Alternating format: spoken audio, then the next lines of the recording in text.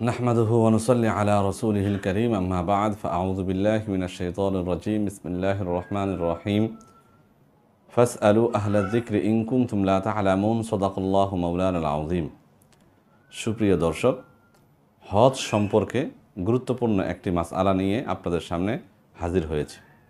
মাসআলাটি হচ্ছে, কোনো মহিলা যার মাহরাম নেই, অর্থাৎ কোনো বৃদ্ধ মহিলাও হতে পারে, এটা জোয়ান মহিলাও হতে পারে, যার মাহরাম নেই এমন তো অবস্থায় তার উপর হজ ফরজ হয়েছে। তো সেই ক্ষেত্রে সেই মহিলা মাহরাম ছাড়া হজে যেতে পারবে কিনা? আমরা জানি মাহরাম হচ্ছে এমন পুরুষ যার সাথে সেই মহিলা দেখা করা জায়েজ আছে, সেই মহিলা দেখা করতে পারবে, যেমন বাবা, স্বামী, নানা, দাদা, মামা, চাচা, ভাই। তো এই জাতীয় পুরুষ তার নাই।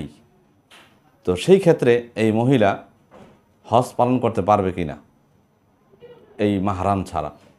উত্তর হচ্ছে, উক্ত মহিলা মাহরাম তার জন্য শর্ত, মাহরাম ছাড়া সে হজে যেতে পারবে না। হ্যাঁ, যদি সে যায় তো সে গুনাহগার হবে এবং তার পক্ষ থেকে হজ আদায় হয়ে যাবে। আল্লাহ তাআলা আমাদেরকে সঠিকটা বোঝার তৌফিক দান করেন।